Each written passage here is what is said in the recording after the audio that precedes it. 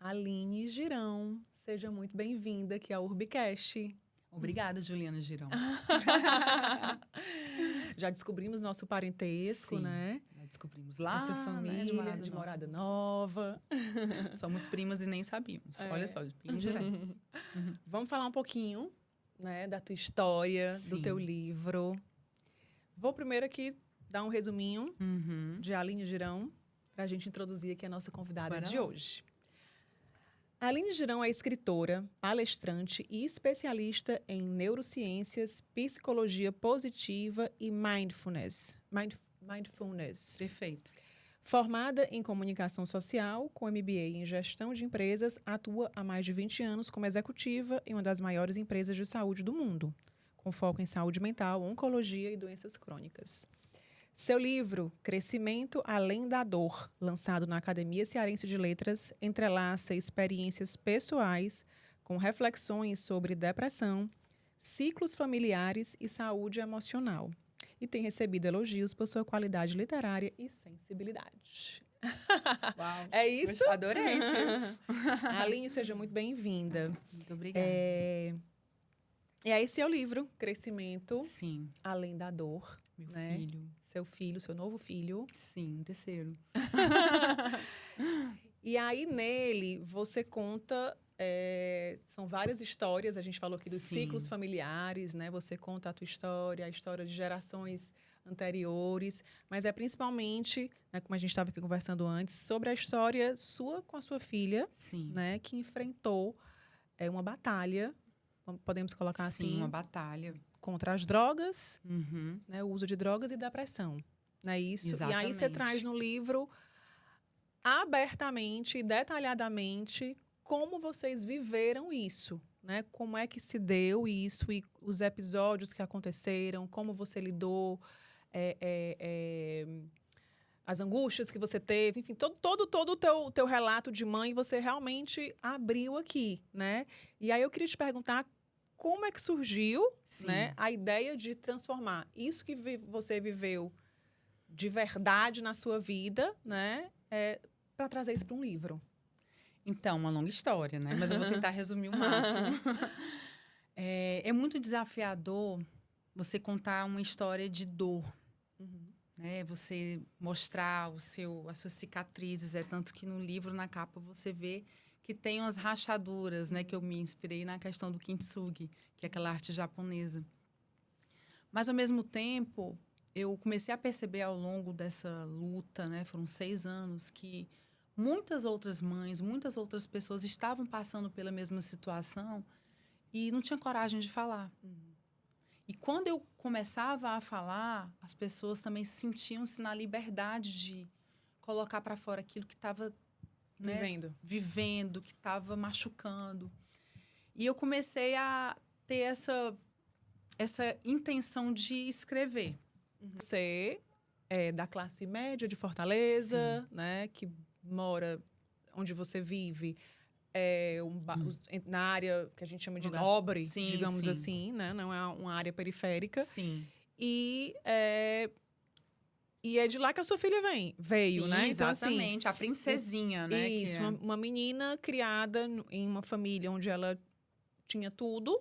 Estudava em colégio particular, Sim. né? A mãe ali executiva de uma empresa.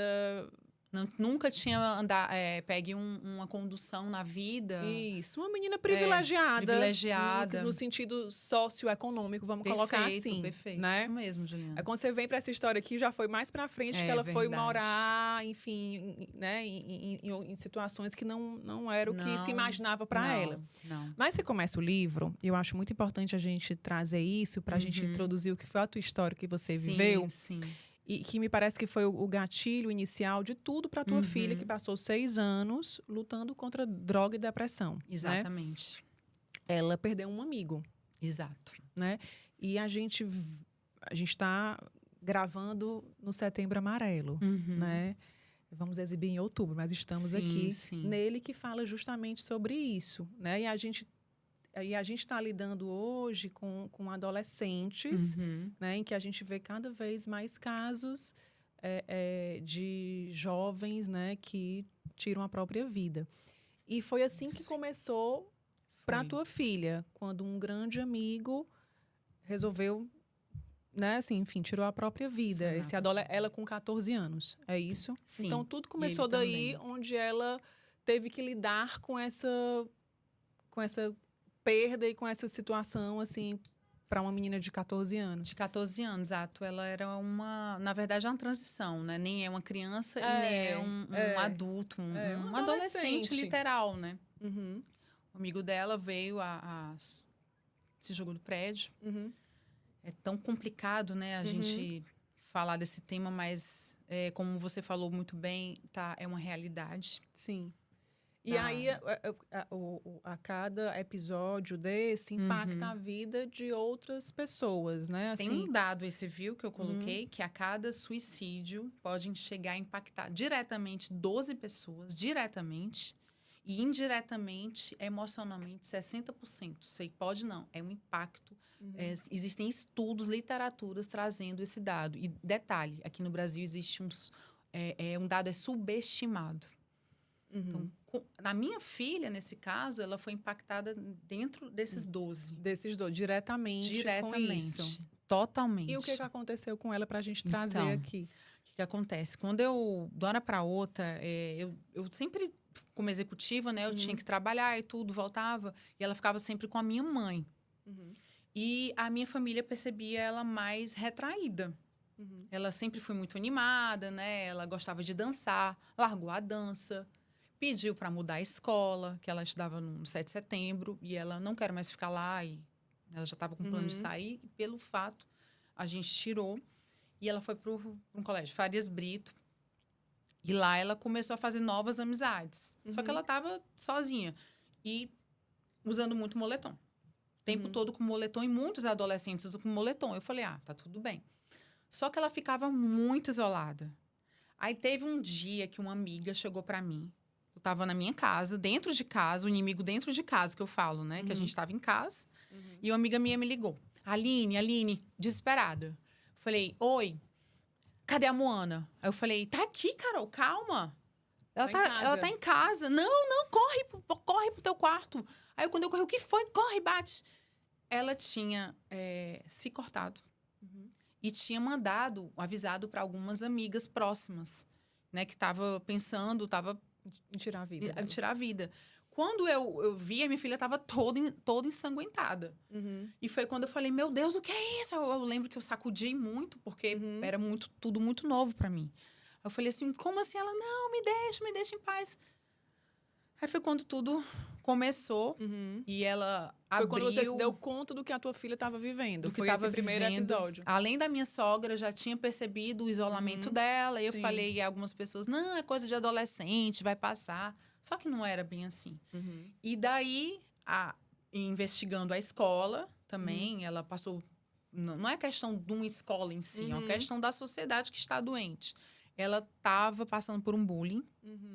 um bullying bem pesado. Fizeram um blogger com o rosto dela daqui para cá e falando coisas assim bem Bem difíceis, bem baixas. baixas, pronto a palavra, bem baixas, dizendo que Uhum, ela era tudo o que você imaginar, mas que ela não era uma garota respeitosa. uhum, E ela passou a ter vergonha de ir para a escola, muita vergonha, vomitava. Eu cansei de sinais importantíssimos para os pais, que eu queria deixar claro aqui. sim. Quando uma criança ou um adolescente começa a dizer que está com o coração acelerado, tá suando muito as mãos, a cabeça tá doendo, ânsia de vômito. Estou usando só um pouco do meu Sim, exemplo, né? do que você E vivenciou e percebeu. exato, o que eu percebi também na minha atuação, né, em Sim. relação ao que eu leio também. Vai atrás. Eu cansava de ir para o hospital com ela, ir para São Carlos, ir para São Mateus, um exemplo. Chegava lá, fazia tudo. Mãe, minha cabeça. Fazia tomografia, fazia exame de coração. Nada. Uhum, Depois, ao estudar a mente, são todos sintomas de ansiedade, TAG, né, transtorno de ansiedade generalizada. Ela estava com muita ansiedade. uhum, Então, ela não tinha coragem nem de ir para a escola mais. E ela não falava para mim. Ela tinha vergonha até de falar.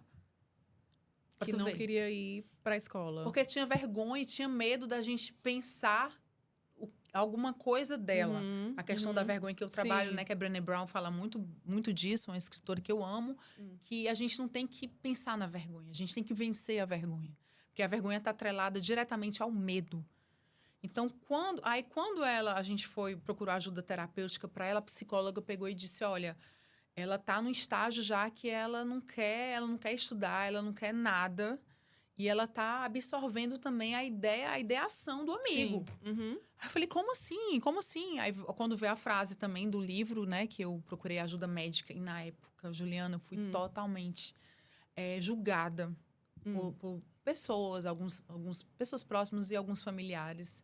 Fala assim, você vai levar a menina num psiquiatra?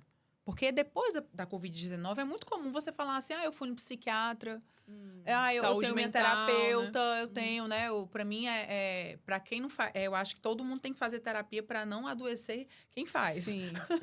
Né? Assim, falando abertamente. E antes, não, procurar psicóloga tinha um pré-conceito disso. E como eu já atuava na área da saúde, eu falava, não, ela tá no psiquiatra, eu vou procurar um psiquiatra, minha filha precisa de ajuda. E não só porque eu queria, porque a psicóloga falou. Aí foi quando eu procurei. Quando eu procurei, a doutora falou assim, Aline, pelo amor de Deus, sua filha está com depressão grave, moderada grave. E no período eu não estudava depressão ainda, porque não tinha lançado ainda o produto na empresa que eu trabalho. Então, eu fui aprendendo junto com ela o que era a questão da depressão. E eu peguei, doutora, sim, mas o que é que eu faço? Ela assim, observa. Você sabia que a estatística nessa idade é altíssima? Aí ela falou lá o número. E eu lembro que a fé nessa hora. E eu falei assim, doutora, eu compreendo. Eu entendo essa estatística. Inclusive, eu me atento a isso. Eu vou procurar todas as medidas necessárias para minha filha. O que é que eu preciso fazer? Humanamente falando, eu vou fazer. Mas eu já declaro uma palavra, minha filha não vai virar estatística. Ela não vai virar, porque eu creio que um Deus que vai proteger a vida dela. Ela vai passar por tudo isso. Mas a gente vai vencer. Eu lembro claramente que eu falei isso pra ela. Muito emocionada e, ao mesmo tempo, com muito medo. Muita dor em mim. Eu falei, minha filha, eu tinha que passar força pra ela. Sendo forte, mas por dentro também. Por dentro. Aí, eu também comecei a adoecer. Mas eu tinha que estar forte pra ela, principalmente. Pro meu marido, que apesar de criá-la, não era o pai biológico, então ele precisa me ver forte também. O meu pequeno. Você tem um filho mais novo? Tenho, que inclusive ele é TEA, mas na época a gente não sabia muito, né? Pequenininho. Então, tudo isso estava pairando ao meu redor. Aí eu falei, meu Deus, eu preciso me ajudar. E aí ela começou a ser acompanhada. Exato, foi internada. Foi internada imediatamente. O que a doutora falou assim, olha, tem casos, a internação é o último dos últimos casos. Para a gente internar uma pessoa, para o médico indicar uma internação, é algo assim que é porque tá correndo risco de vida. Aí, tem certeza? Não, a gente vai ter que internar. Aí eu falei, mas por que tem que internar? Aí ela foi me explicar, quimicamente falando, porque a internação, a pessoa começa a dosar as medicações necessárias para tirar a pessoa da crise, da ideação. Então, foi assim... É toda uma química, né? Um equilíbrio para que... Existe, né, uma alteração química, biológica, quando a pessoa... E para entender qual é a medicação, enfim. Exatamente. Então, ela precisou ser internada. Precisou ser internada. Ela não chegou nem a um mês, o tratamento era mais de um mês. Para poder fazer... Isso ela já tinha que idade? Ela tinha acabado de fazer 15. A gente viajou nos 15 anos dela, uma viagem dos sonhos. Foi maravilhosa a viagem, mas ela, vez ou outra, mãe, tá faltando. Eu faltando o quê? Aquela sensação. Aí eu falava, filha, a gente lá viajou com ela, porque o nome dela é Moana. E foi antes da princesa, você viu, né? Moana. E a gente foi conhecer o lugar que deu origem ao nome dela. Foi o Havaí, a gente lá com ela. Ela tinha momentos, aí dona pra outra, mãe, tá voltando a doer. Mãe, tá doendo. Aí depois ela me explicou, por que eu fui atrás de saber a questão das cicatrizes, dos cortes. Mãe, é porque é melhor pra mim. Eu falei, filha, nada, não é melhor pra você, vamos procurar ajuda. Não é a forma funcional de tirar a tua dor. Você tem que ficar sem dor. Pra esquecer a outra. Você merece ficar sem dor. Né? Só que, no período, ela era muito confuso para ela. Eu vou ter que tomar medicação psiquiátrica, que ela ficou bem confusa em relação a isso. muitas pessoas no período, em vez de acolher, de ajudar, eu já estava com tudo isso. Julgava, essa menina vai tomar medicação. E ela ouvia, não, eu não tenho que tomar medicação. Isso é medicação de louco. Aí isso eu também tive que enfrentar. Aí depois de um tempo, deixar você falar, veio a busca por outros entorpecentes, não os entorpecentes legais. Os entorpecentes ilegais que a levaram para um meio onde ela se perdeu cada vez mais, que foi o mundo das drogas. Então, ela foi identificada com 15 anos. Com ansiedade. Com ansiedade generalizada. Chegou a ser internada, voltou para casa depois e ficou lidando com isso até que, dado o momento, ela foi buscar essa anestesia, vamos dizer assim. Exatamente. Não mais nas drogas do tratamento, digamos assim, né? Ela não tomava, ela botava para fora. Aí foi para droga, para drogas ilícitas, né? Drogas ilícitas, e onde tem não só o ambiente da droga ilícita, né? O meio, as amizades, as pessoas. Então, ela foi buscar no mundo onde ela era aceita socialmente. Então, ela teve o baque do bullying. Primeiro foi o melhor amigo. Aí, depois veio o bullying da escola, que ela passou a ter muita vergonha de frequentar a escola. Sim. Então, ela passou a buscar aceitação. Em outro lugar. Em outros lugares. Lugares marginalizados. E assim começou o que eu falo, o abismo da minha filha. E eu, por mais que eu tentasse, até 18 anos eu consegui segurá-la dentro da minha casa. Apesar de tudo e de todos. Ela ia, voltava, e era dentro da minha casa. Mas com 18 anos ela falou, eu não quero mais. Aí eu lembro que no período, quando ela buscou sair de casa, menor, eu procurei ajuda até jurídica, né? E uma promotora maravilhosa, a doutora Ana Cláudia, me dava todo orientação, porque a gente teve que tomar algumas medidas com algumas pessoas. E ela falava assim, Aline, eu não posso fazer mais nada. Ela é maior. Depois dos 18 anos, quando ela rompeu. Quando ela rompeu. E aí ela foi morar... Exato. Aí, sabe Deus onde? Você não sabia? Não, no começo eu sabia. Tá. Ela, no começo, até 18, 17, 18, ela começou a se envolver, mas voltava para casa. Se envolvia e voltava para casa. Com 18, ela saiu dizendo que ia morar com o pai biológico. Não, eu vou morar com meu pai biológico. Aí eu... Tá, tudo bem, né? Eu não podia mais fazer nada. E daí a gente não tinha a mesma... digamos, os mesmos valores para algumas questões, e ela buscou muita liberdade lá. E ela achou essa tal liberdade, né? Que, na verdade, foi uma liberdade que a aprisionou num meio, num ciclo extremamente tóxico, sofrido. Minha filha começou a se envolver com comportamentos, não só os comportamentos que ela tinha, que eram comportamentos borderline, que eram falados, né? Ela se envolveu com pessoas muito perigosas. Muito perigosas. Depois desse episódio da saída dela, a gente passou a ter muito medo, né, da entrada da Mona na nossa casa. Porque ela andava com pessoas bem comprometidas. E aí veio a pressão dos vizinhos, veio a preocupação com o pequeno. O meu marido teve síndrome do pânico, o medo de alguma coisa acontecer, porque a gente não reconhecia a nossa filha. Que é filha dele também. Ela, né? Virou um perigo. Um perigo? Para a própria família. Um perigo. Ela não era mais a nossa filha, não era mais a mesma pessoa. A nossa filha, eu passei por um luto, por isso que eu falo do luto, tem uma parte que eu falo do luto. É como se eu tivesse perdido uma filha. Foi um luto, uma perda, aquela filha que eu cuidei. Idealizou, cuidou, exato, imaginou. levava pro hipismo, né? Eu olhava para aquela menina que eu achava minha melhor amiga, até 14 anos. A gente era grudada, assim. A gente saía, era tudo, comprava roupa junto, roupa parecida. Era tudo junto. E de uma hora para outra, ela se transformou numa pessoa que eu olhava...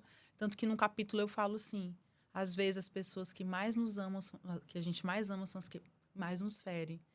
Quando eu olhava aquele conflito com a minha própria filha, com a minha filha tão amada, eu dizia assim, meu Deus, o que é isso? Por que eu tô... Aí vem a questão do porquê, para quê, que a gente muda porquê, para quê. Por que isso comigo, né? Por quê? Depois de um tempo, muitos anos, eu falei por quê.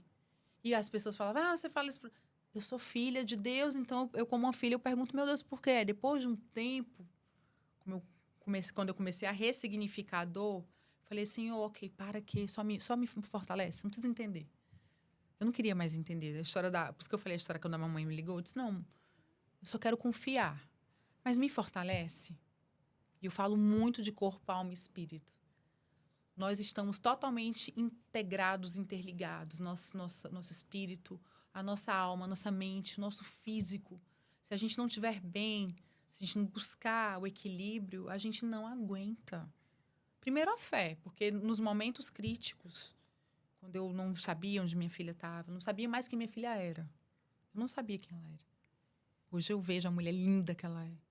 A essência dela estava lá dentro, mas eu não sabia. Então eu só dizia assim, meu Deus, só segura a minha mão.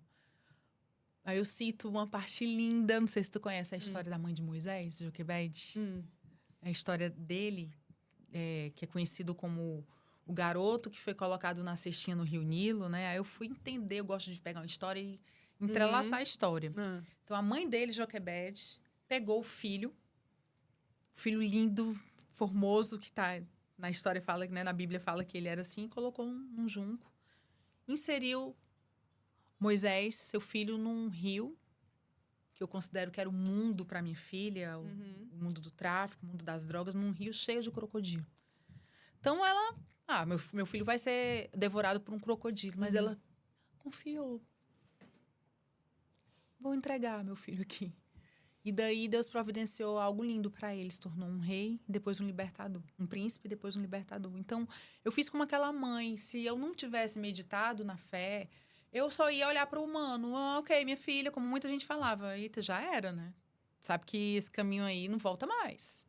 As pessoas te falavam Algumas isso? falavam isso para mim. Mulher, vai viver tua vida? Eu passei a viver minha vida. Mas eu vivi a minha vida, não deixei de orar pela minha filha um dia sequer. Um dia A tua sequer. forma de lidar com essa situação que a tua filha passava, a tua forma de atravessar isso foi a fé. Uma das, a principal. Eu considero a principal, a fé. Mas não só a fé. Primeiro foi a fé porque, como eu te falei, os momentos de... Quando você não vê mais saída, eu falei, Senhor, segura.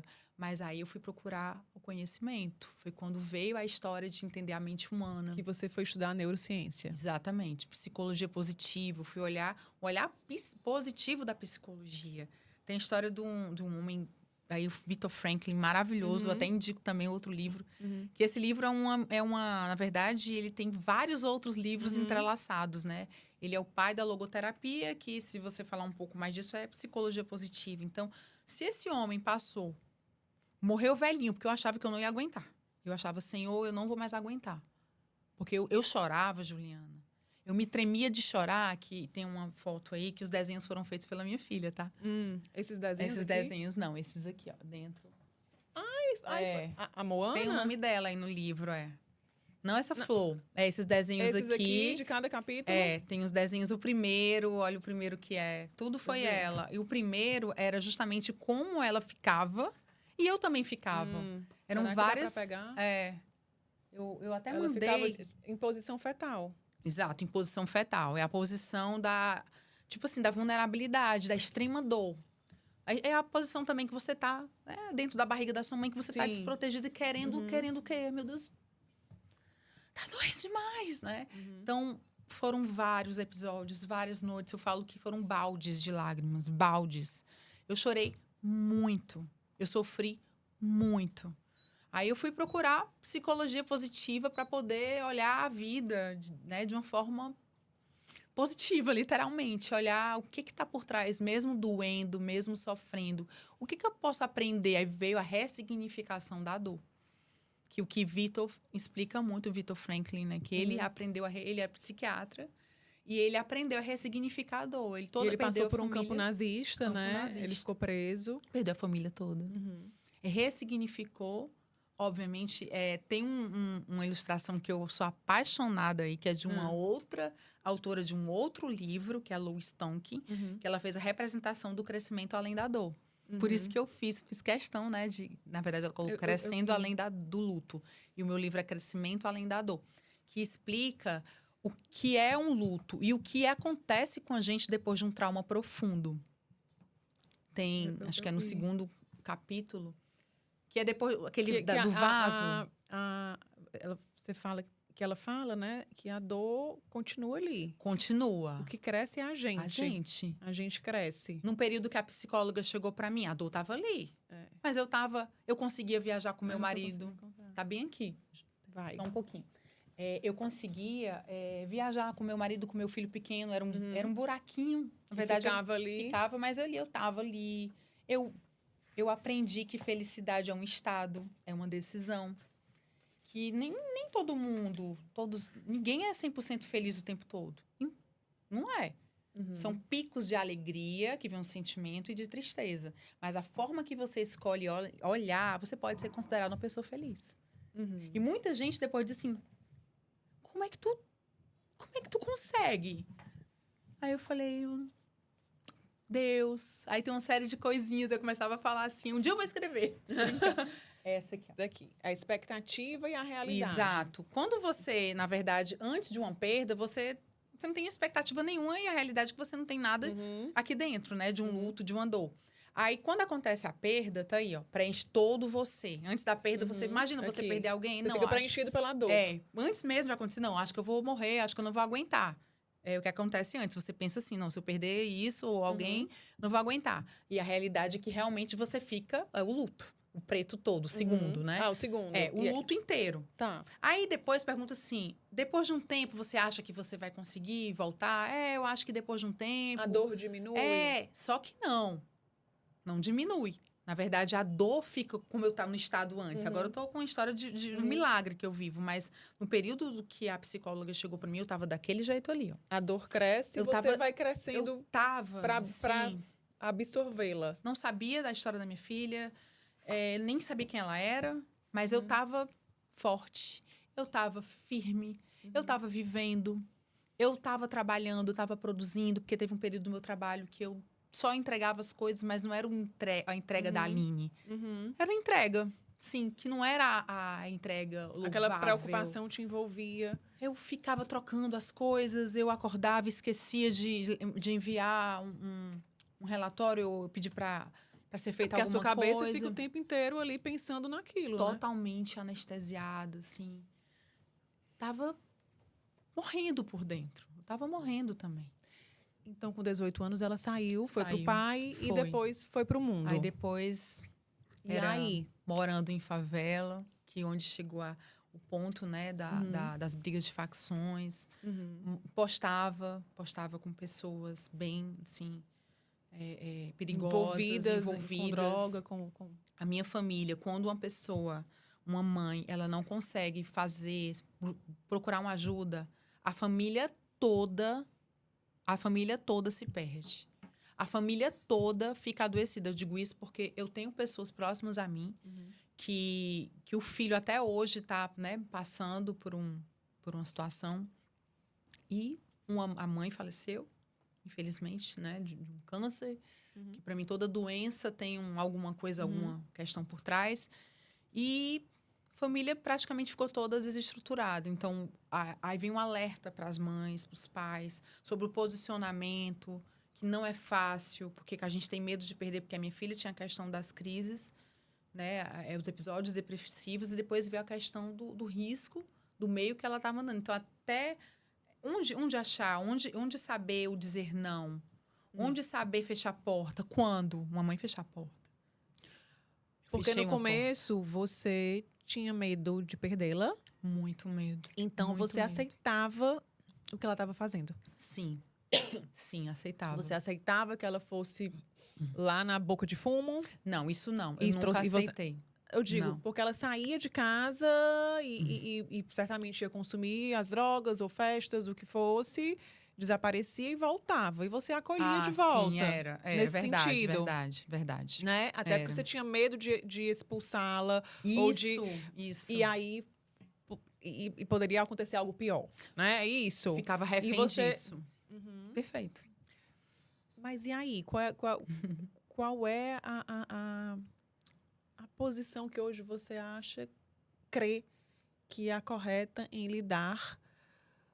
São coisas distintas, né? Eu creio. Sim. Entre um adolescente que está vivendo ali uma crise de ansiedade para um adolescente que está envolvida no mundo das drogas. No mundo das drogas. Foram fases distintas. Essa mãe que está lidando com um adolescente em depressão ou com ansiedade, como o que fazer, o que você diria para esse pai, para essa mãe, e o que você diria aqui num caso que já foi para um outro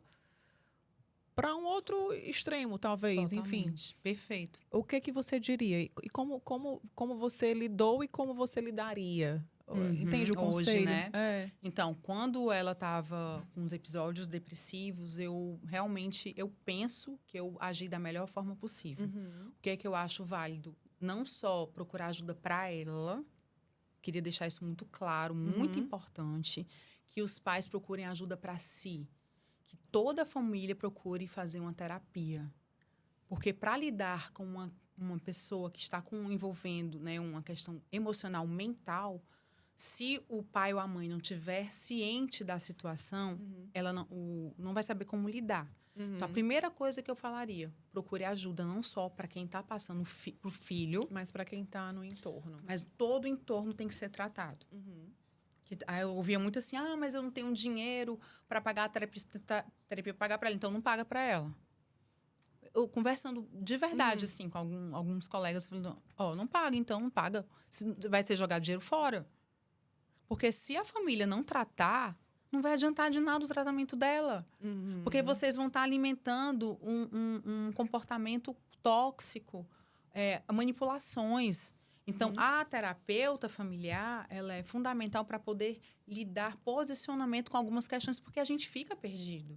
Sim. Então, o conselho que eu daria, né? Dúvidas surgem, como lidar, como fazer. O tempo todo. O tempo todo, Juliana. Então, eu faria assim, se for para procurar ajuda, não tenho dinheiro, corta alguma coisa.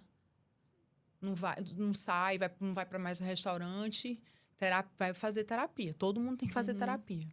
E olhar para si. Eu vejo muitas mães se acabando, esquecendo do casamento. De quem está do seu lado. Eu também tive um período, eu tô falando assim, porque eu passei e no meio da dor, eu aprendi. Eu espero que as pessoas não cheguem a passar a tamanha dor que eu passei. Então, eu às vezes não queria nem me arrumar. Eu falei a questão de você olhar o corpo, olhar para si, se cuidar, se maquiar. Né? No meu caso, eu gosto. Porque como é que numa relação dessa com a filha e com a situação que a tua filha vivia, como sobreviver nas outras relações, né? Difícil. Como manter um casamento em meio a tudo isso, muito né? Desafiador. Foi muito desafiador. Por isso que eu falo que vários e vários momentos, não foi só eu. Lógico, tem a sabedoria da mulher quando ela, né, começa a entender e procura por conhecimento, mas foi o próprio Deus que teve misericórdia na minha casa. E eu pedi nas minhas orações, Senhor, tem misericórdia de mim? Tem misericórdia do meu marido? Porque às vezes ele não tinha esposa. Eu lembro que eu falo no livro, que você me perguntou agora, e falou assim, Aline, como que é isso? Eu falei, teve vários episódios que eu não era mais uma mulher, eu não era mais um ser humano sã. Eu adoeci para poder, né, chegar onde eu cheguei, a sabedoria, né, que Deus me deu. Eu lembro que claramente eu estava no meu quarto, lembro dessa cena agora, claramente estava chorando, num desses choros de ajoelhar e ajoelhar e chorar e ficar gritando. Eu gritava. Desespero eu mesmo. Gritava na minha casa, eu gritava. Não sei se as vizinhas escutavam, não estavam nem. Eu gritava, meu Deus, cadê minha filha? Eu dizia, Senhor, minha filha, foi tu que me deste. Eu dizia. Aí eu lembro que uma vez ele chegou, minha mãe estava com um pequeno, minha mãe me ajudou muito, assim, com um menorzinho, e ele olhou para mim, ele me levantou, ele me sacudiu, olha para mim, os olhos, as lágrimas dele. Eu tô aqui. Olha pra mim. Olha pro teu filho. Aí parece assim, que ele me deu um presta atenção, assim. Tu tem a gente. A gente tá aqui, a gente não foi embora. Porque tinha sido a escolha da minha filha de sair. E foi quando eu comecei a a entender também que eu precisava de ajuda. De também. ajuda. Então, são várias histórias que a gente está indo e voltando, Sim, mas no meio disso tudo, né, eu adoeci e depois eu procurei a ajuda, autoconhecimento. E é isso que você está dizendo que aconselharia a pais que estão sim. passando por algo parecido, né, de procurar ajuda para criança, para adolescente, mas para você também, ou para outro filho, né, enfim, para a família. Quem tiver. E para uma situação dessa já de que já foi um outro momento que a tua filha viveu, né, de desaparecer, de estar viciada, enfim, essa coisa toda, que aí já é uma outra realidade, uma outra forma de lidar. Totalmente diferente. Foi um processo. E quando a gente tem a sabedoria, que eu falo a sabedoria divina, a gente vai percebendo isso. Então, ela começou a trazer pessoas lá de fora para nossa casa. Então, quando eu via, estava a piscina do prédio, estava a minha casa, cheia de pessoas desconhecidas. Eram pessoas, assim... Não é a questão da aparência em si, mas você via que as pessoas eram bem, assim... Dava até medo, tá? De falar. E aí foi quando eu comecei a ter o meu posicionamento de mãe, de mulher e de líder da casa. Às vezes, o que acontece com esse dado que você trouxe? Essa situação de mães, né? Os filhos estarem envolvidos com droga, ficam refém e fica com medo. Ai, não vou fazer isso, não sei o quê. Não, aqui é a minha casa. Chega, aqui nessa casa, eu não aceito isso. Provavelmente foi por conta disso que com 18 anos ela resolveu sair. Mas eu não abri mão. Aqui nessa casa, não. Aqui é uma casa de respeito, aqui é uma casa de amor, aqui é uma casa de muito acolhimento. Mas isso aqui eu não aceito nessa casa. Pensei no meu filho, eu pensei no meu marido, eu pensei em mim, eu pensei no meu ciclo, eu pensei nela também. Porque hoje nós estamos vivendo literalmente um sonho, um milagre. Né? E é tanto que na primeira folha, Juliana, não sei se você já leu, tem um relato dela. Que hoje ela fala assim: eu tinha a mãe, eu tenho a mãe que eu precisava. E às vezes as mães falam assim: não, eu vou ceder. Não é bem então, assim. nesse momento, você foi firme, estabeleceu limites. E ainda que isso, mais pra frente, ela acabou se desligando, mas ela foi viver o que ela tinha que viver. Filho pródigo, né? Filho pródigo. O que aconteceu com o filho pródigo? Ele chegou pro pai e falou assim: olha, eu não tô afim de ficar mais aqui, me dá o que eu tenho aí. Mais ou menos assim, eu entreguei tudo que eu tinha dos valores, da educação, da postura, do amor, da fé. Tava lá dentro dela. Quando eu tava bem, quando alguém perguntava, eu fui muito calma. Nossa, tem muita gente, viu, Juliana, que pergunta, e aí, não sei o quê. Que eu ficava assim, meu Deus. Meu Deus. Aí eu falava assim, eu ensinei ela durante 18 anos. Será que 18 anos de amor, de fé, de exemplo, será que não tem alguma coisa lá dentro? E depois dessas nossas conversas de mulher hoje em dia, mãe, tinha momentos que eu tava lá no meio do tiroteio, eu lembrava de tudo que a senhora falava. Então, tava lá dentro. Só que eu falei, chega. Mas para eu chegar a isso, eu já estava bem. Eu já estava procurando, já estava na minha terapia, eu já estava procurando a questão do conhecimento da mente, né? De como lidar com isso, a manipulação. Eu uso a palavra manipulação quando você se envolve com você tem um filho adicto em casa, né? Envolvido, eles manipulam muito. Então, se você não estiver preparado, aí que vem a queda, vem a dor. Vem o adoecimento, que é chamado codependência emocional. Tem todo um porquê atrás disso. Então, eu, de forma bem simples, primeira coisa, o seu filho está passando por alguma coisa emocional, né? Está tendo episódios depressivos, TAG, que é a transtorno de ansiedade generalizada. Está tendo ânsia, né? Ou ideação, cuida, para tudo. Vai cuidar do seu filho, procurar ajuda, mas não só para ele. Porque senão, às vezes, você vai atrapalhar. Mesmo sendo a melhor das intenções, porque obviamente. Porque a mãe e o pai vai atrapalhar, né? Que horas essa filha pródiga voltou para casa? Então, como foi depois que ela saiu, foi viver tudo isso, né? Tiroteio e tudo que ela viveu aí de violências que ela sofreu, violência doméstica. Você relata no livro isso. Sim. Como foi? Eu cheguei a passar quase um ano sem sem falar. Ela não falava comigo, mandava mensagem para ela, ela não me respondia. Ela não queria saber, não de mim, não só de mim, mas do Daniel. Né? Não queria saber da gente. Ela falava com a minha mãe, com a minha avó. Então, a notícia que eu tinha dela era através da minha avó e da minha bisavó e da minha tia. Eu não sabia, então eu fingia que ela estava na minha cabeça, eu fingia que ela estava viajando. Aí, o que eu fazia? No quarto dela, até hoje eu transformei no meu escritório, eu chamo de quarto, eu chamava, não agora mais, quarto de guerra. Então, eu fico emocionada. Eu comprava óleo essencial de lavanda. Eu pedi pra menina arrumar a cama dela. Mesmo ela estando fora? Eu pedia pra limpar o quarto dela. E eu só declarava que por onde ela estivesse, ela era amada. Que Deus trouxesse minha filha de volta um dia. Eu não vivia em função daquela dor, mas eu profetizava. Eram os meus momentos de guerra, de oração. Eu não passava o dia fazendo isso, mas eu tinha meus momentos de guerra. Senhor, ela saiu do meu ventre. Ela tem um propósito na terra. Senhor, olha onde ela está. Eu pedia até assim.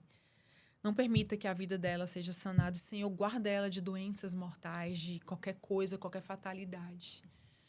De Deus livre ser preso, sei lá. Eu pensava até nisso também. Guarda ela, Pai. Guarda a vida dela. Que nem aquela oração, 1000 cairão do teu lado e 10.000, né? Eu falava, Senhor, essa oração, ela. E era isso. Eu olhava pro quarto dela, eu guerreava no quarto dela, eu pedia para arrumar o quarto dela, sempre arrumado, sempre com os porta-retratos dela. E uma daquelas idas e vindas, que ela de vezes vinha lá em casa, ela ia lá na minha casa, até hoje eu tenho lá em casa. A gente fez um muralzinho, eu peguei uma cartolina branca, quando ela às vezes acontecia, antes de sumir de vez, ela vinha, mãe, eu te amo. Aí eu dava aquele banho de loja, fazia aquilo tudo, nas vidas e vindas, até 18 anos. Aí eu falava assim, o que é seu sonho? Qual é o teu propósito? Ai, mãe, eu não tenho nem propósito. Ela dizia, eu já era, mãe. Ela não acreditava. Nela mesma. Nela mesma. Ela não acreditava que ela podia ter um futuro, que ela podia casar. Aí eu dizia assim, aí eu não ouvia aquilo. Eu dizia, meninas, não, tudo bem. A gente não pode... Uma coisa que eu falo, a empatia. Porque quando a pessoa tá doente, não adianta você falar o caminho, ó, tem uma receita. Tudo bem, filha, tá bom. Mas vamos pensar aqui, digamos que você quisesse... Minha tem que linguagem acolher, com ela acolher. Eu mudei muito o meu relato com ela com o tempo, porque antes eu tentava batia de frente. dava receita pronta. Com adolescente nem adianta. É comunicação, é ouvir primeiro. Tá, isso que você quer, te apoio, desde que seja, obviamente, uma escolha boa. Mas assim, vamos aqui, vamos nós duas. Aí, no momento de sanidade, a gente pegou uma folha em branco, tá lá em casa essa folha, depois até te mando. E a gente começou a cortar revista. Eu e ela, na varanda. E aí ela colocou o casamento dela na praia. Ela casou na praia. Do jeito que ela colocou na foto. Eu mando pra você depois. Ela botou assim uns mapinhas morando no avião. Hoje em dia ela mora em San Diego, na Califórnia. Ela botou uns livros, ela é estudante lá. Ela colocou um carro azul. E o carro dela é azul. Nossa Senhora. Não foi que ela escolheu azul, foi o Lucas que deu o carro pra ela. Era dele, ele deu o carro pra ela. E a casa dela... Nossa, a minha casa era uma zona. Adolescente é assim, o copo tem uns 10, assim, leite com Nescau, não sei o que, biscoito. Casa dela, eu falo, mas você tem toque, né? Brincando com ela. Assim, a casa dela é linda, impecável. Então, hoje em dia, a minha filha é uma grande mulher. É uma grande mulher, só que ela não enxergava nela. Então, quando ela fala assim, eu tinha a mãe que eu precisava ter. Talvez outra não tivesse suportado, porque eu tinha que ser a gasolina, às vezes, dela, e às vezes eu tava... Mas, Aline, como foi que ela conseguiu sair disso? Ela...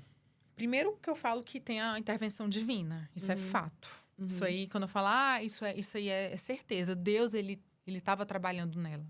Então, ela diz que muitas vezes, no meio das comunidades mesmo, mãe, eu lá no meio da comunidade e tal, chegava uma tiazinha que às vezes não tinha o que comer. Ela olhava para mim, me dava comida e começava a falar de Deus para mim. Mãe, aí quando eu ia para outro canto, eu estava namorando com fulano, a mãe dele, ela era cristã. Olha só. Ela no meio, aí vinha mais uma vez, você pode estar lá Lá no submundo, no vamos submundo, né? Na palavra de Deus fala que você pode estar lá num vale, mas Deus, quando quer falar, e aquilo tudo que eu tinha ensinado para ela até 18 anos, estava dentro dela. Lembra que eu falei isso também? Então, ela dizia que algumas pessoas, aí ela estava no meio da comunidade, escutava aquelas músicas de louvor. E ela disse que aquilo ali começava a incomodá-la. Quando ela voltou, eu estava... A cada 2 anos, eu faço umas viagens, que eu falo literárias e bíblicas ao mesmo tempo. Eu gosto muito de ler. Eu gosto muito de viajar também, não no trabalho, né? Eu viajo muito a trabalho, mas, assim, principalmente viagens históricas.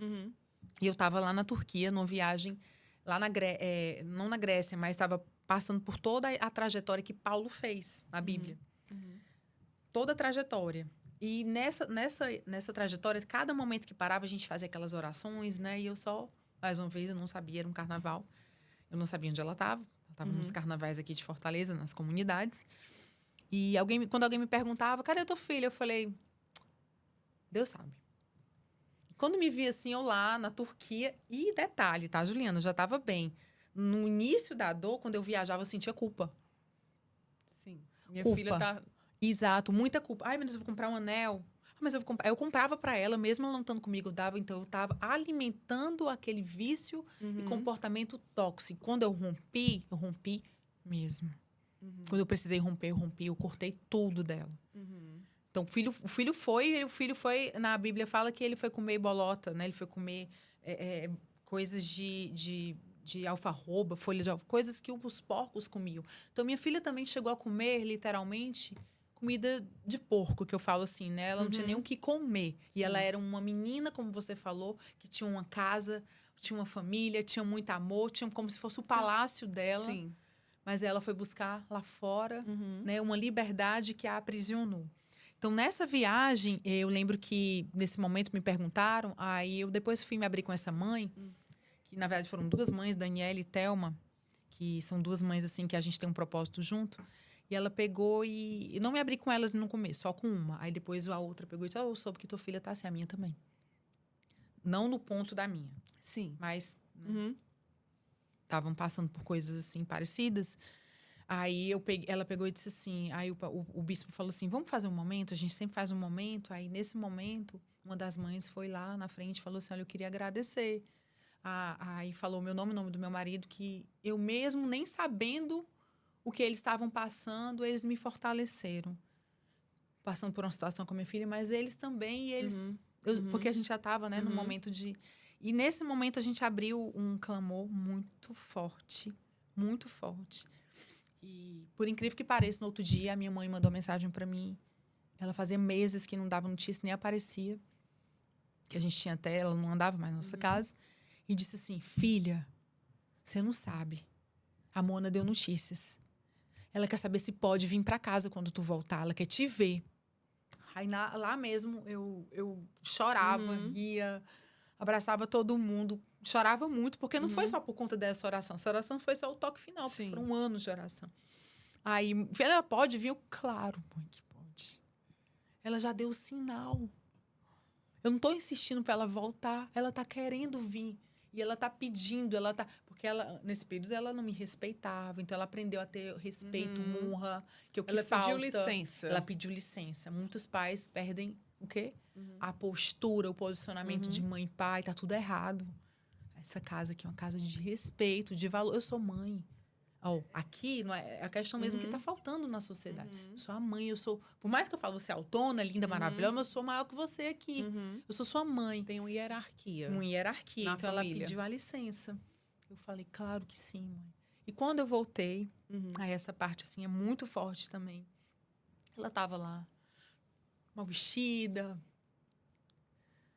descuidada, estava muito magra. E eu não podia desabar, né? E só que eu tinha um temor, porque quando eu abraçava demais, anteriormente, quando eu acolhia, dava aquele banho de lava, eu tinha medo assim, ela voltou para eu fazer tudo o que era para fazer antes, para dar roupa, para colocar de novo para dar alguma coisa. Eu fechei um pouquinho, recebi, fiquei feliz, né? Tratei muito bem, eu e meu marido, mas a gente não tinha o abraço que a gente tinha de se agarrar. E já era muito assim. Aí a gente foi percebendo, ela todo dia ela vinha, ela disse, não, eu tenho que sair. Aí era pra usar droga e tal, ela saía. Aí, na primeira semana, ela saía quase todo dia. Pedia pra sair um dia sim, um dia não, eu já sabia o que era. Só que eu não falava nada. Tá bom. Se você quiser voltar Mãe, eu posso dormir aqui? Pode, mas assim, até 9 horas, porque eu vou fechar a porta. E aí, depois disso, aí eu fechava a porta e ia embora. Doía, toda vida que vinha e saía doía, mas eu já estava bem. Aí ela começou a passar 2 dias. Aí eu falo as pequenas melhoras que a gente tem que agradecer e celebrar. No livro eu falo do 1% de mudança, os 2% de mudança, os 3%. Ninguém muda de uma hora para outra. Ela já estava mudando. Ela foi ficando. Ela já estava mudando lá fora, né? Com tudo que eu tinha ensinado, os confrontos que ela teve. Mas aí ela foi ficando, aí 2 dias. Aí 1 semana, mãe, fica o tempo todo comigo. Eu não quero sair de casa. Quando ela falou isso, eita.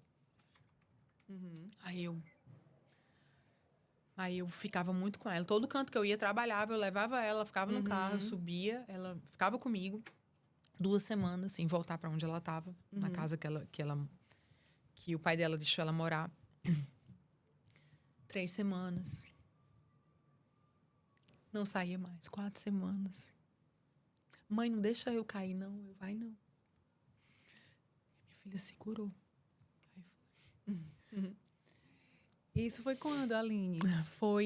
Estamos em 2026. 25. 2025 foi no início de 2024. Foi. Faz 1 ano e... Tudo muito recente. Tudo Vamos muito trazer recente. uma foto? Vamos, como ela tá aqui. Tem uma foto de como ela está e dos sonhos que ela colocou na cartolina? Sim, vamos. Ai, da cartolina tá... Ai, tá aí o casamento dela. Foi linda. No dia 20 agora, que é o menor, o Dan. O meu gênio. Olha aqui os 2 apaixonados, olhando um pro outro. E o que foi mais lindo do casamento dela... que o Lucas, né, a história deles é muito bonita, porque ele passou por algumas coisas parecidas, que ela pedia muito a Deus que Deus colocasse na vida dela alguém que não a julgasse, né? Então, o Lucas passou por algumas coisas, assim, que os 2 se encontraram nos Estados Unidos, nunca... Se tinham encontrado, era se cruzando na igreja quando era pequenos, os 2 são cearenses, e foram se encontrar em San Diego e nem lembrava que já tinha... Se frequentado a mesma igreja. A gente encontrou fotos dele pequeno, no mesmo lugar, os 2. Foi. A gente tem uma foto dos 2 pequenos e, assim... E ele... Você vê os 2 apaixonados. A minha filha nunca, na vida, tinha realmente se entregue por um relacionamento. Ela não ficava com ninguém. Ela ficava, assim, 1 mês, 2 meses. Ela... Sabe os relacionamentos que ela não... Eram tóxicos? Ela não conseguia manter uma relação. Então, o grande amor da vida dela... Só chegou, sabe por quê? Porque ela estava curada. Enquanto você não estiver curado, as coisas não vão mudar. É o que você disse, foi um milagre. Foi o meu milagre. A tua filha ter sobrevivido a tudo que ela passou. Ela é um sobrevivente. A minha filha é um milagre. Um milagre lindo. Eu olho pra gente, assim, eu olho no casamento dela, ela entrando, né? Acho que eu já mandei alguns vídeos, assim, eu até fiquei... babando, assim, eu vendo várias fotos, assim, eu chorando, assim, eu falei, meu Deus, como o Senhor é fiel? Porque, realmente, o que eu tô vivendo hoje foi além do que eu imaginava. Minha filha era uma improvável, Juliana. Ela não acreditava nela mesma, muitos não acreditavam nela mesma. Aí eu trago a semente de mostarda também, é um outro assunto. Já viu o tamanho da semente de mostarda? É minúscula, Ela né? é minúscula, né? Que muitas vezes a minha fé estava daquele tamanhinho, a dela também, nela mesma. Mas a gente não pode perder. Que mesmo pequenininho, quando tiver pequenininho, chamar alguém, ora por mim. Quando eu estava sem condições, me ajuda, ora por mim. Aí eu falo também da importância das conexões, das mesas. Às vezes a gente está em mesas grandes, com muita gente, às vezes você precisa... Aline, e aí toda essa história que a gente acabou de caminhar por ela, Sim, tá aqui no teu livro. No livro, é muita coisa. E Crescimento Além da Dor. E aí, depois disso, esse livro está recém-lançado. Sim, foi no dia Vamos, 30 inclusive, de falar agosto. onde é possível comprar o teu livro, né? Para quem tá... Sim, vamos sim. A nível Brasil, muita gente está me perguntando, porque eu viajo muito para outros estados. Está na Amazon, eu coloquei na Amazon. E aqui em Fortaleza está na Livraria Leitura do Iguatemi. e na Livraria Leitura do Rio Mar. E na do Iguatemi tem até um banner já, que eu vou fazer uma noite de autógrafos lá no dia 17 de outubro. Você está convidado. Vocês todos, tá? Quem puder, estarei lá autografando alguns livros. Aqui foi no lançamento. Isso, que foi na Academia Cearense de Letras. E a história foi muito legal desse convite, depois eu até conto. Antes de você falar desse convite, eu queria perguntar uma coisa relacionada ao livro. Depois que você lançou o livro, você tem recebido perguntas de mães, dúvidas, enfim, como é que tem sido esse impacto aí, esse retorno de quem teve acesso, assim, à tua história? Exato. Algumas pessoas conseguiram, não coloquei o meu telefone particular para todos por conta porque hoje eu atuo numa empresa, então eu tenho todo um trabalho, né? Uma excelência. Você está lançando livro, está conversando, está dando entrevistas, está trabalhando suas redes sociais. Exato. Né? Com esse trabalho aqui, mas você continua lá como executiva de medicamentos nessa multinacional que você está. Eu ainda não consegui. Você tá aí, enfim, dando conta aí de tudo isso. Né? Eu gosto muito do que eu faço. Ainda eu falei, ai meu Deus, eu não me vejo ainda fora, né? E o livro é um propósito. Mas e aí, como é que tem sido esse... Tem chegado histórias para você, pessoas pedindo ajuda, algo do gênero, assim? Sim, muitas. Inclusive, né, hoje eu comentei, uma mãe me procurou e até falou que leu uma parte do livro, não finalizou ainda, e falou assim, você não quer me atender? Eu falei, não posso. Primeiro porque eu não sou psicóloga, eu sou especialista, eu tenho uma especialização em neurociências e psicologia positiva, mas é mais voltado para uma literatura, para uma didática, para uma palestra, para uma mentoria, mas eu não posso clinicar como psicóloga. Eu não sou psicóloga. Não, mas você não quer? Eu disse, não, eu posso lhe ouvir, é tanto que eu ouvi, né? Deixei meu telefone disponível, mas eu falei, olha, é para você.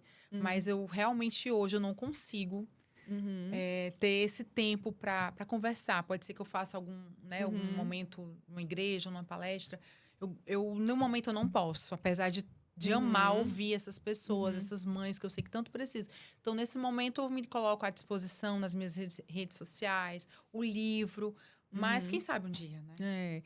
E assim, foi muito corajoso da sua parte, Aline, trazer a sua história abertamente, né? Porque as pessoas muitas vezes têm vergonha, né? De passar por aquilo, esconde, não é o lado bonito. Não, nada bonito. E da tua vida, e você teve essa coragem aí de trazer a público mesmo, né? Assim, a público. Isso daí. Eu lembro que uma amiga falou para mim de uma forma bem preocupada, lindo o jeito que ela falou, não fala, né? Porque depois vai lá na frente, as pessoas vão falar. Eu falei, já percebeu que tudo que a gente não coloca para fora, um dia alguém vem e traz o tapete? Já percebeu que tudo que a gente esconde da família ou de algum filho, eu até usei. Aparece. Aparece. Né? E por que não falar? Que eu fiz junto com ela, quando eu escrevi, eu mandava para ela, tá tudo bem. Tá tudo bem. É tanto que ela fala no começo, por que não falar de uma história de superação que hoje, né, eu não iria expô-la sem ela concordar. Eu ia falar muito mais de mim, da minha dor. Tanto que é lindo, muitas pessoas pararam na frase dela. Se ela não concordasse. Mas não foi por conta de mim, como eu falei. Não foi uma vaidade de falar, até porque é vergonhoso falar. Como ela obviamente aceitou, né? Sim, e como é que a Moana viu o livro? Como é que ela reagiu ao livro? Como é que foi? Porque ela é uma personagem, né? Personagem. Ela é praticamente a protagonista, né? Tanto que eu a convidei para escrever comigo. E ela, mãe... Eu não tô pronta ainda, quem sabe um dia o meu, mas eu prefiro fazer só os desenhos. Foi quando ela topou de deixar a marca dela aqui com os desenhos, né? Os desenhos que mais impactavam nosso movimento na época. E ela fala assim, como ela falou que é muito desafiador você ver sua vida. Mas ela entendeu que era o propósito. Tanto o meu como o dela. De ajudar, de levar esperança, de mostrar que tem jeito sim. Que é possível mudar, que é possível crescer, que é possível sonhar, que é possível viver milagres, que são detalhes, se a gente acreditar, a gente pode viver sim. Que por mais que a nossa mente mente também, por mais que ela pensasse assim, eu não vou conseguir casar, eu acho que eu não vou mais fazer isso, ninguém vai acreditar em mim. Não. Ali, até na capa do livro tem superação, Sim. resiliência, neurociência, fé, Muito. cura interior e psicologia positiva. Né? Esse foi o teu caminho para superar isso que você passou. O que que você... Só para a gente... Você falou bastante da tua fé, né? Sim, Em Deus, sim. das tuas orações, né? Que fizeram parte disso. Mas da parte da neurociência que foi que você estudou. O que foi que você usou da neurociência para passar por tudo isso, enquanto mãe? Assim, o que que você pode trazer aqui para a gente de mais importante da neurociência em busca dessa superação, assim, que você... Eu tentei deixar a leitura, para quem lê, bem fácil para entender um pouco da neurociência. Vou falar de neurônio espelho. Quando eu tô com você, tá certo? Eu tô rindo, a gente teve uma conexão de sorriso e praticamente você tá sorrindo comigo, né? A gente tá se conectando com a mensagem e dependendo da forma que a gente fala, a gente vai conectar ou não com o outro. Da mesma forma, o humor, aí eu trago o humor na neurociência, que é o neurônio espelho. Quando você tá falando de forma leve, quando você resolve amanhecer e aí vem a neurociência, o agradecer por pequenas coisas, que tem a ver com a questão da mudança, né, da sua mentalidade, do mindset de crescimento, que fala a neurociência disso. Então, tem tudo a ver com mentalidade. Neurociência tem a ver com mentalidade, com decisões. E aqui eu falo também que a felicidade... Por que neurociência eu falo gosto muito de falar. A felicidade, por mais que seja genética, se você sabia que 50% da nossa postura em relação a ter atitude feliz ou não é genético? Não sabia, não. 50%? 50%. Só que os outros 50%... Já vem metade mais ou menos definido, é isso? É verdade. De fábrica. De fábrica. Por isso que, às vezes, você vê tantas pessoas que, às vezes, não conseguem mudar os ciclos familiares. Tu entende que tem uma coisa ligada à outra no livro, né? Ai, não, porque meu pai é assim, porque eu fui criado assim. Isso é história. Mas tem outros 50%, aí pra gente trabalhar, né? Exatamente. Que são fatores externos. São decisões que você pode tomar, são as escolhas que você pode fazer. A neurociência comprova isso. As mesas que você pode escolher, as pessoas que você vai lidar. Por isso que eu falei da importância das conexões. Até usei o exemplo do Mel Gibson e daquele ator do Homem de Ferro, Robert Downey Jr. Eu conto a história dele, que ele veio de uma situação familiar, que aí por isso que eu falo da genética. O pai envolveu ele nas drogas. Ele passou a usar droga por conta do pai. E depois de um tempo, ele ressignificou a vida dele, rompeu esse padrão na vida dele por conta de pessoas. Aí veio a história do Mel Gibson que eu coloquei. Tanto que ele recebeu um prêmio tempo atrás e deu, né, honrou a vida do Mel Gibson. Então, a neurociência eu coloquei de uma forma no livro prática. Eu mostro as referências de onde tem os neurônios espelhos, eu mostro as referências das decisões. Eu não quero... agradecer para quê? Agradece por 3 coisas pequenininhas no dia. Hoje eu estou aqui com a Juliana, aí de noite falei pro meu filho, 3 coisas. Mãe, quero não. Criança. Vamos, filhinho, você comer alguma coisa gostosa? Você parece bobo, mas não é. Isso é neurociência que vai explicar a sua mentalidade, a forma como você lida com o outro, entendeu? Então, tem uma série de relatos que dentro do livro eu vou puxando a neurociência. E a fé assim. Também, vamos colocar ciência e fé. A fé também é outro ponto que você fala muito, você é evangélica, né? Sim. E aí, a fé é que ponto? Você é evangélica, mas a fé tá ligada não só... A tua fé especificamente, né? Sim. Como é que é a fé enquanto ferramenta? Vou dar o exemplo de Santa Mônica, pronto, da Igreja Católica que eu amo. Eu falo de Santa Mônica no livro, porque foi uma mãe que eu me identifiquei totalmente com ela. A história dela é linda de Santo Agostinho, ela é a mãe de Santo Agostinho. E ela passou mais de 30 anos orando por Santo Agostinho. Ele era digamos assim, como fala no livro Confissões, né, de Santo Agostinho, ele era um mundano, não, mas eu posso falar aquelas palavras mais helenísticas, um maluco. Era um boêmio, assim, falando de forma mais aqui para nossa realidade. Ele não queria saber de nada de Deus, ele tinha vícios, ele tinha relacionamentos que a mãe dele jamais imaginou para a vida dele. Então, ela passou 33, quase isso, orando por Agostinho de Hipona. É tanto que citou e nasceu aquela frase, um filho de tantas lágrimas jamais poderia se perder. Por que eu tô falando disso? Aí veio a fé. Que aí eu gosto de falar, a fé. O que te levou à fé? Me identificar com pessoas como Mônica. Da figura de Jesus Cristo, de olhar como compaixão para mim mesma e para o outro. De figuras, até eu cito outros também, não só da minha religião, mas de várias, Mahatma Gandhi, que a fé foi fundamental para eu poder continuar acreditando. Eu olhei para a Mônica e falei assim, meu Deus, 30 e quase 33 anos. Meu Deus, estou com 5, 6 anos, 4 anos. O Senhor só me dá força. Então, há essas histórias de fé, por isso que eu falo, a fé só consegue ser movida se a gente se alimentar de histórias. Por isso que eu falo, a gente tem que ter algo a acreditar. Senão, não Aline, vai. a gente falou bastante aqui da história da Moana, sua com ela. Mas eu queria que a gente só também pincelasse um pouquinho. E você até me trouxe isso antes da gente gravar. Dessa mãe que te ligou. Sim. E você conversou. E depois foi bater na própria mãe. A história. Ah, sim, né? sim. E você traz aqui... depois que você conta a história da sua filha e tudo que vocês viveram, você vem trazendo a tua própria história. Sim. Depois você vem trazendo a história da sua mãe e do seu pai. E de ciclos que se repetem. Perfeito. Né? Como é que isso se dá, né? Como é que se deu aí na tua vida? Como é que isso se dá e como é que a gente quebra algum desses ciclos que são ciclos negativos, Totalmente, ciclos ruins, ciclos, né, que te levam para caminhos ruins mesmo, assim. Muito. Seja uma gravidez precoce, sejam separações, várias situações que se repetem ali de geração em geração. Que foi o que aconteceu com você. Comigo. E com a sua mãe. Exato. E com a minha avó. E com a sua avó. E agora eu quebrei.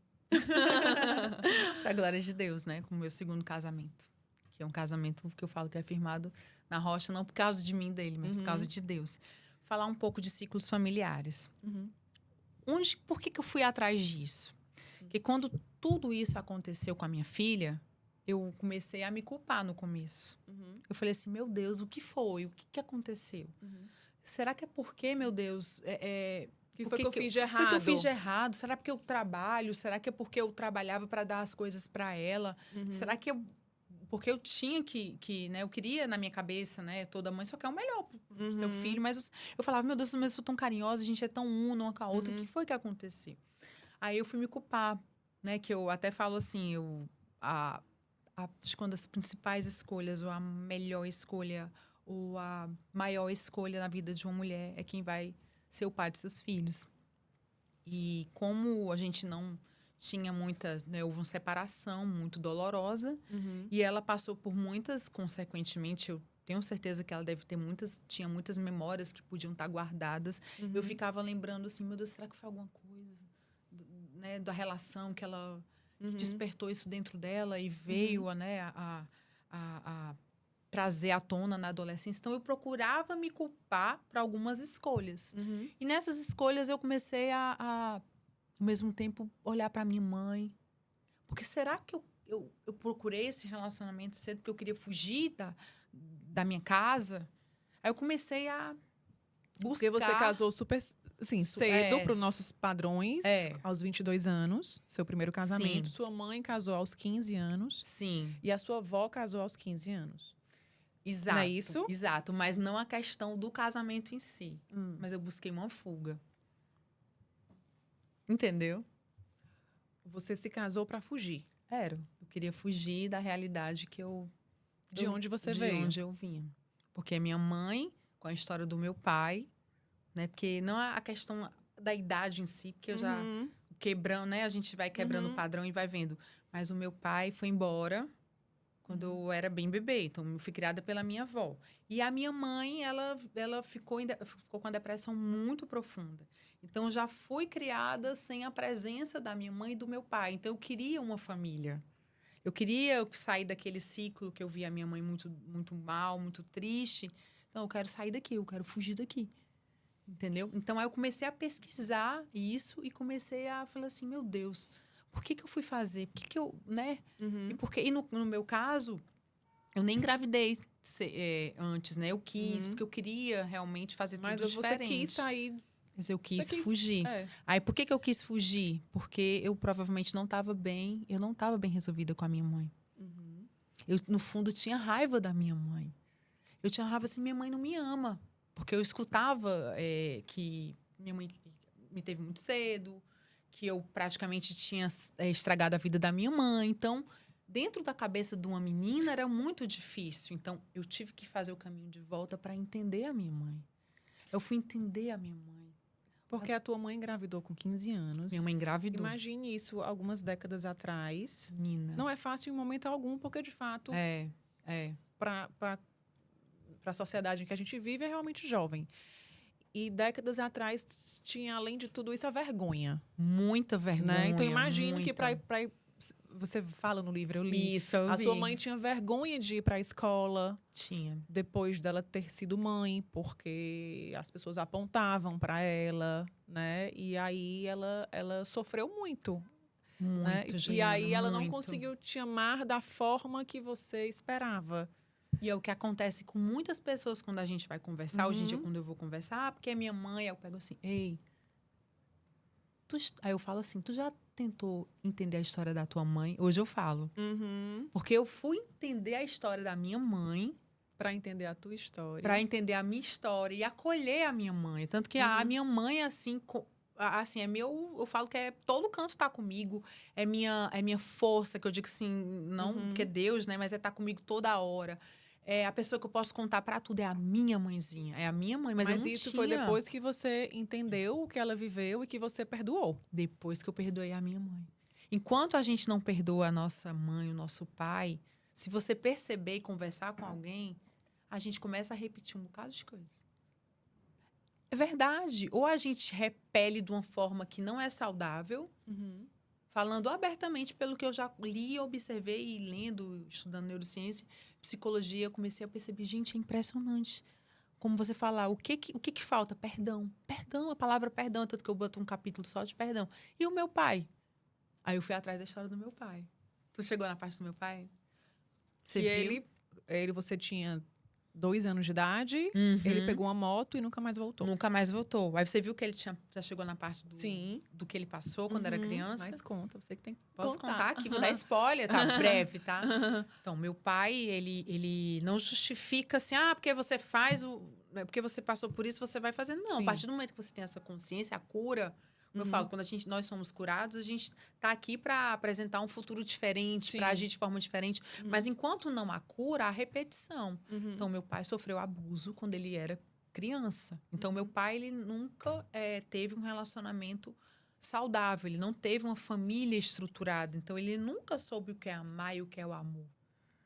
Então, praticamente, ele se envolveu com a minha mãe. Ele era 10 anos mais velho. Minha mãe ficou grávida, a família pediu. Exigiu que ele casasse com ela. E minha mãe era uma criança também. Então, ele, covardemente, no período, né? Passou. Meu pai, Deus restituiu tudo. Mas ele foi embora. Então, ele não sabia lidar com aquilo. Então, para eu entender tudo isso, porque eu passei a vida inteira, seu pai, não sei o quê, e você também acaba sendo refém e manipulado quando criança, né, mais velho, com o que você escuta. Meu pai me abandonou. Meu pai fez isso, meu pai não presta, meu pai não sei o quê. Então, até limpar tudo isso não foi fácil. Então, até eu entender, aí eu fazer o caminho de volta também. Eu já tinha feito, quando eu escrevi o caminho de volta do meu pai, já tinha feito. Né? Mas eu comecei a entender a importância da cura transgeracional. Fui entender, quando eu lembro da minha avó, eu falei, nossa, a mamãe com isso, e a mamãe com a minha avó? A mamãe também, aí eu falo, mamãe, a vovó. Também foi mãe bem jovem. Bem jovem também, e aconteceu a mesma coisa. Meu avô também era policial e vivia para lá e para cá, se debandando. Então, assim, a partir da onde você vai quebrar esse ciclo, né? Por isso que eu acho não tenho certeza, no meu relacionamento, né, com o Daniel, eu realmente, no meu primeiro, foi um relacionamento que seguia esse padrão anterior da tua mãe, da tua avó. Exatamente. Difícil, né? Um relacionamento tóxico, que eu digo assim, não tinha um diálogo. Ninguém se acertava, e ninguém se alinhava. O que você diria que é o caminho para quebrar esses ciclos que se repetem? Entender a história, O perdoar? autoconhecimento. Primeiro você. É tanto que quando a mãe se me perguntou, quando a mãe me ligou hoje, né? Você perguntou agora, e ela começou a falar a respeito do que estava acontecendo com a filha, aí eu falei assim, vem cá, e você? Como é que você tá? Porque com a experiência eu falei assim, como é que você tá olhando para ela hoje? Vamos cuidar de você primeiro? Então, o caminho que eu dou, né, que eu direciono é buscar autoconhecimento. Porque quando você começa a olhar para si mesmo, aí você começa a ter compaixão com o outro. A palavra compaixão, capítulo compaixão. Você, caramba, comecei a olhar para compaixão. Meu pai, por mais que eu já tinha recuperado meu relacionamento com meu pai, eu fui entender a fundo a história dele e a compaixão que tinha que ter pela história do outro. Então, você passa a ter não só a compaixão com o outro, a autocompaixão. Até eu usei uma frase que eu gostei, que eu criei, eu coloquei assim, autocompaixão por hoje, também, pelas suas atitudes que eu tô aqui, eu vou errar, viu, Ju? Você, todo mundo vai errar. Com filho, com marido, ninguém aqui é perfeito, né? Só Jesus que foi, enfim. Mas autocompaixão por hoje, pelo seu presente, e auto-perdão. Auto-perdão, não é só perdão, não. Eu sempre uso o auto agora pra gente. Se perdoar. Ok, aconteceu. Daqui pra frente não vai mais acontecer. Eu tô aqui pra quebrar essa história. E agora, Aline, me diga quais são os próximos capítulos da sua história que você pretende escrever. Nossa, né? vamos lá, né? Com tudo que passou e agora isso transformado em livro, isso que você está vivendo agora. Quais são os próximos capítulos, né? Vamos falar assim, né? Já que a gente está falando de livro. Sim, vamos lá. Eu tô muito feliz porque eu comecei a escrever, como eu te falei, a história não tinha um final feliz ainda. E hoje, para fechar, eu vivo realmente um final feliz com a minha filha, para a glória de Deus. Mas no meio disso tudo, eu descobri um talento que eu não sabia que eu tinha, a escrita. E eu já estou escrevendo 2 outros livros, tá? Não 2. basta um, tem que Não ser basta um. A minha terapia... Meu marido fala assim, amor, tu só quer saber de ficar escrevendo. Eu falei, tu não gosta de correr? Tu não gosta de velejar? Eu só quero ficar quieta. Me deixa só. Final de semana ele vai para as coisas, eu fico lá. Quando eu tô sozinha em casa, que é muito difícil, eu fico escrevendo. Eu amo. Aí, o que é que eu tô escrevendo agora? Eu tô escrevendo um livro sobre neurodivergência, porque eu tenho um filho autista, tá? O Danzinho é nível 1. Eu tô falando dos desafios, principalmente, né, dessa questão do olhar da mãe, do olhar da sociedade também. Que, em às relação vezes, né, ao autismo. Em relação ao autismo, que, para quem vê... né, tá moda, não é bem assim. Nada de moda, quem fala assim é algo, é tão, né, é frio falar assim. Então, tem os desafios da neurodiversidade, que é bem complicado. E porque você tem que estar muito preparado como mãe, como pai, para lidar, tá? E também eu estou escrevendo um devocional para mulheres, que envolve neurociência, psicologia positiva e fé. Que é um para cada dia. É como se fosse... mês de janeiro vai começar, 1º de janeiro já vai começar. Uma oração, orações. Oração pequenininha, assim. Pretendo fazer um pocket, tipo, começou, aí você faz a sua oração e eu explico o funcionamento da mente, como eu falei um pouquinho aqui, Sim. por que que você tá pensando assim, por que que é legal ter a conexão? Eu te expliquei o porquê. Porque existe um funcionamento cerebral, o seu cérebro vai entender a partir do momento que você muda seu hábito, que você começa a sorrir mais, por exemplo, com humor, vai liberar os hormônios pro bem, que daí você começa automaticamente sorrir mais. Fé, Entendeu? ciência. Ciência, fé. Sempre ciência. Oração e a explicação, né? Exatamente. Para os céticos falarem que... Olha, como tudo que está na fé está escrito aqui na ciência. Tem a ciência. E aí, mais uma vez, também, enquanto mãe... Sim. Né? Trazendo ali um conhecimento de quem estudou, de quem leu, mas também uma vivência... real, né? Real. De pele, do que você vive. Dos episódios que eu já passei na escola, né? De não aceitação, de não inclusão. Aí eu escrevo, né? Eu escrevo quando a criança se sente, quando a criança está muito agitada, muito agressiva. Aí eu falo, quando eu vejo, por que ele está assim? O que tem por trás desse comportamento? Ele está agressivo por quê? Não viu agressividade à toa. Alguma coisa está passando. Às vezes, aí você vai entender o funcionamento do comportamento da pessoa. Por que tá assim? Não é a pessoa, porque esse menino é assim. Não é. Alguma coisa está acontecendo na escola, ou alguma alteração, né, ou uma saudade da irmã. Aí eu cito várias coisinhas para poder entender. Aí a gente vai fazer outro podcast. Vai, Juliana, vai. Com certeza, adorei. Cada livro é um podcast, hein? Porque Devocional é bastante coisa pra gente conversar, né? Sou apaixonada pela leitura, pela escrita. E eu, dentro dessa leitura que você vê, tem muitos outros autores, livros, pesquisas envolvidas. E aí, para te acompanhar no Instagram, Ah, Aline sim. Girão, né? É, Aline teu Girão, Instagram, exatamente. Aline com Y E dois N's. Mamãe fez questão de enfeitar. O nome bem enfeitado. Aline Girão. Né? Mãe, por que não foi minimalista? Não, filha, foi seu pai. Ah, então tá bom, meu pai. Foi isso. Obrigada. Foi um prazer, foi muito bom. Muito bom. Tá tão quentinha, eu tô tão fria. Obrigada. Foi um prazer, Juliana. Viu? Sucesso. Obrigada. Nos novos projetos. Sim, sim. Que tudo dê certo. Eis-me aqui, né? Que Deus, eu tô falando assim, Senhor, que seja feita a tua vontade, né? Se for para eu tracionar para um lado ou para o outro, o Senhor vai me sinalizar. Sempre em paz. Maravilha. Sucesso. Obrigada. Em todas as decisões e caminhos. Amém. Amém. Quando é de Deus, a gente sente paz. Valeu. Valeu.